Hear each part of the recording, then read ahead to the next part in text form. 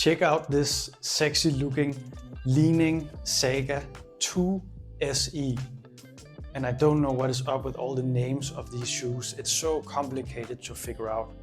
There's also a Li-ning Saga II Pro and Max editions.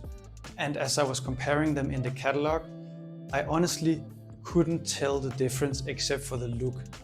One of them, the Max, have boa dials, which I have come to love. But otherwise, in terms of marketing material, I couldn't understand the difference. But I also haven't been able to get my hands on either of the Pro or Max edition. So we'll have to live with that for now. Anyway, back to the design. Check out how it has this must be the Paris Olympics, the sticker here. There's some stickers for Saga here and Li-ning and here, and there's this nice touch with the red on the white underneath as well. So it's a pretty interesting design. On one hand, I like how clean it is with a few elements. On the other hand, I'm not a big fan of all the stickers. But tell me in the comments, do you prefer something cleaner than this, or do you like the stickers and all these small details? If you are a narrow-feeted player, I think you're gonna like this shoe. I've been struggling to find shoes that really fit me well as someone with slightly narrow feet. And this one was definitely on the narrower side, which was great.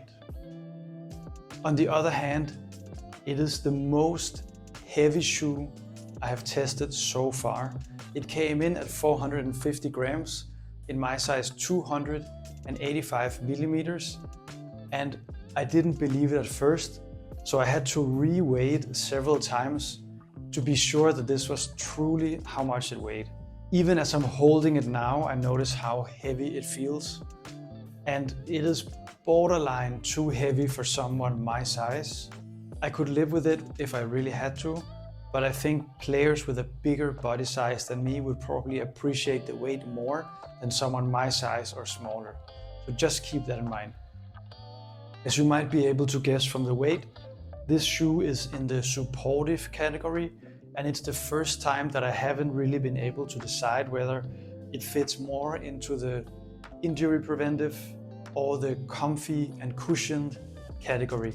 For me, it's a blend right in the middle, which is exactly what you would think of if you don't know too much about badminton shoes and you just think about a supportive category. So it's quite a nice blend. Overall, it's comfortable inside, quite stiff on the outside, but we'll get into that later. As usual, I've had this shoe on court for 10 hours to give you a sense of how it feels to play in. I bought it with my own money to give you an unbiased review. I'm Aske from Beast Badminton, and let's dive into the heel first, shall we? The Saga II SE has pretty good heel support. Notice that it's a quite tall heel, especially if we compare with the other supportive shoe from Victor, the P9200 third generation.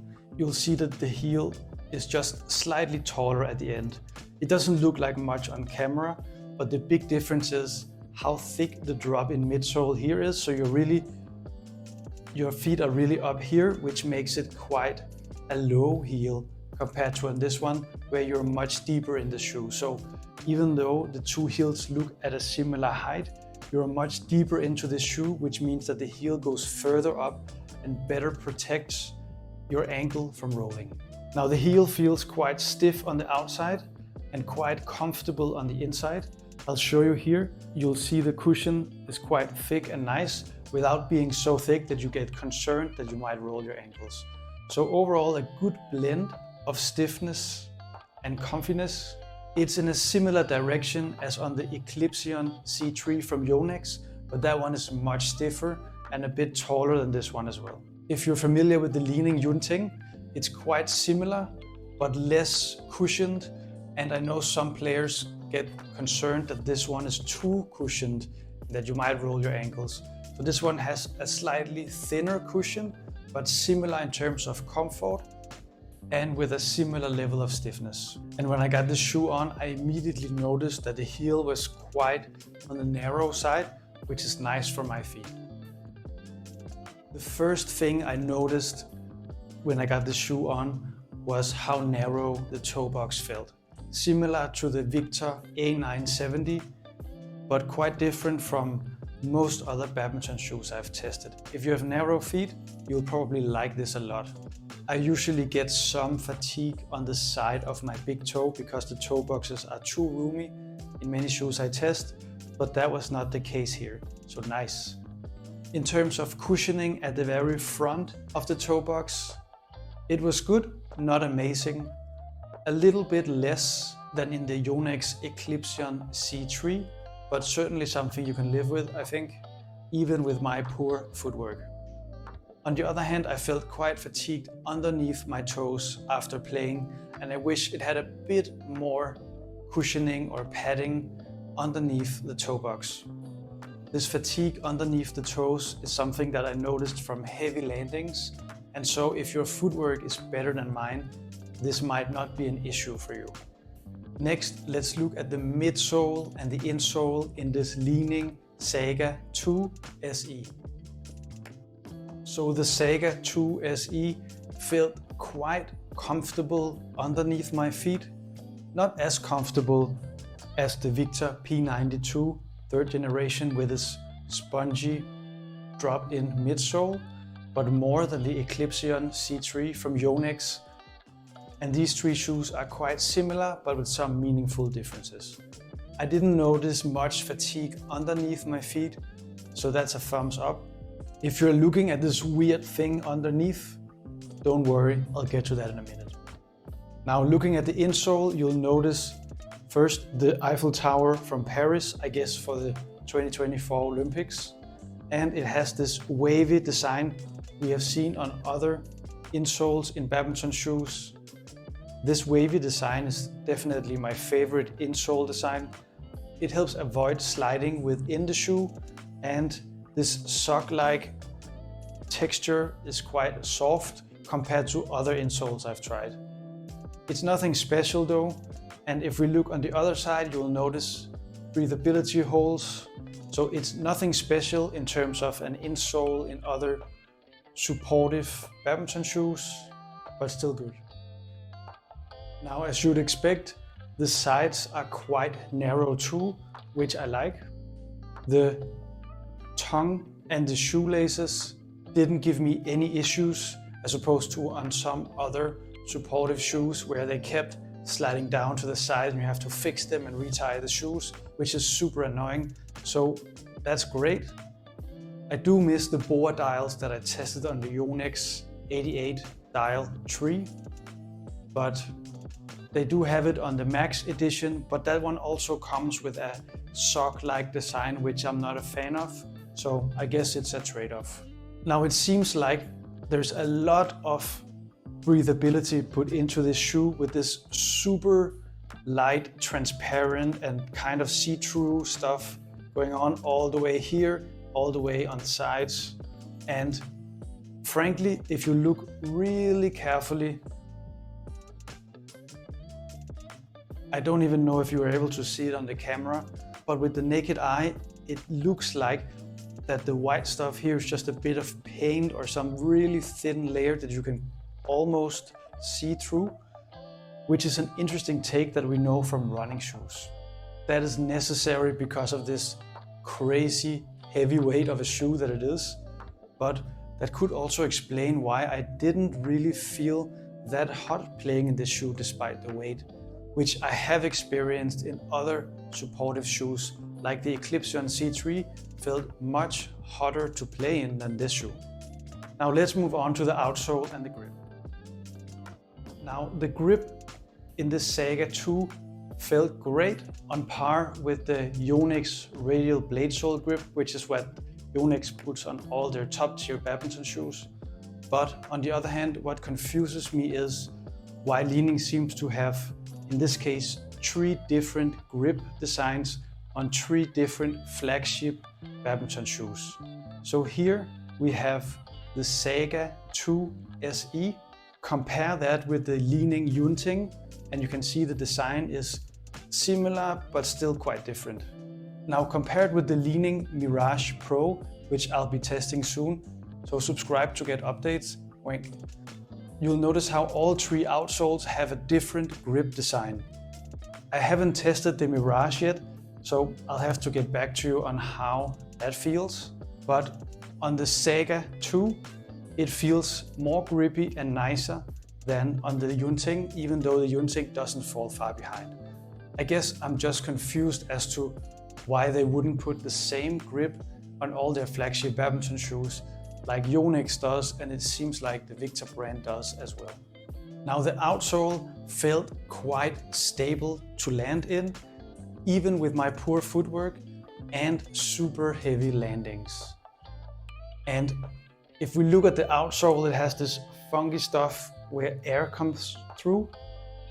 In the marketing material, Li-ning says it's to lower the weight, that there's this air thing, and to help with stability and shock absorption.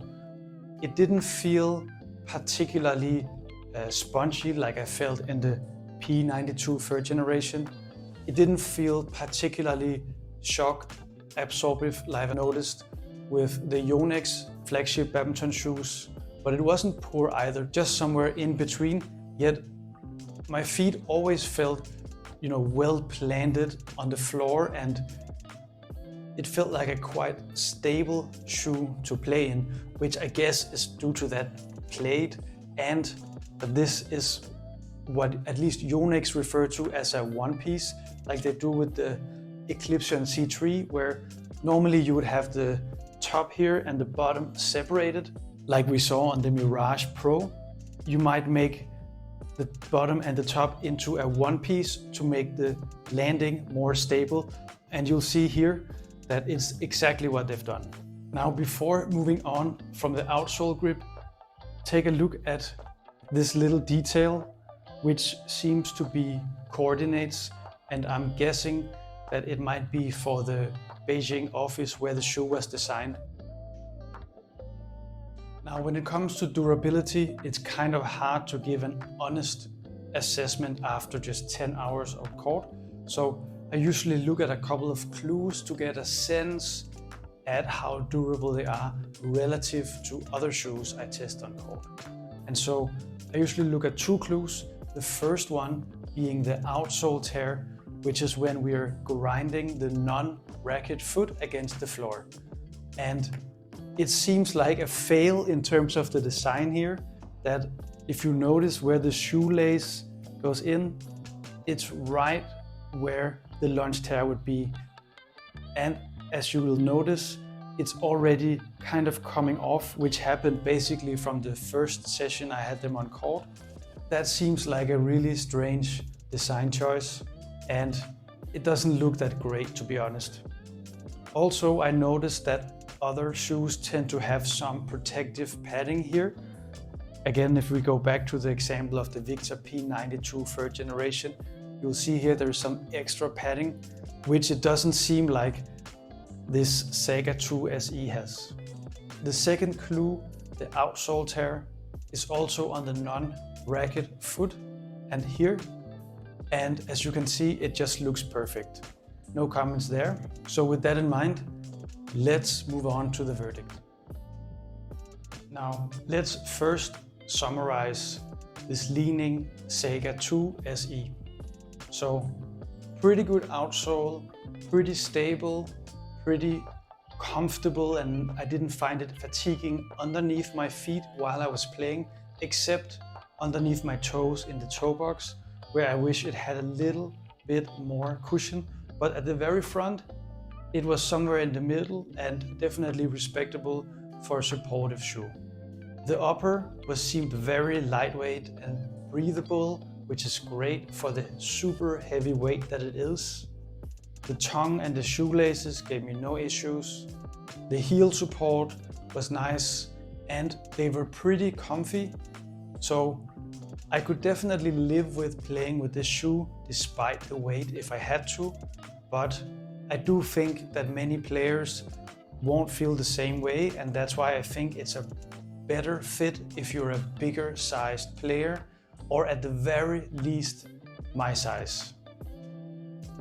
And if you have narrow feet, you'll like this shoe. If you don't have narrow feet, you should probably stay away from this shoe for now. So the big question is, Since this shoe is a supportive shoe that blends injury prevention, stability, and comfort, the question is, can you live with the weight? If you're interested in ratings and comparisons against other similar shoes, go to the blog. I'm Aske from Beast Badminton. I'll see you in court.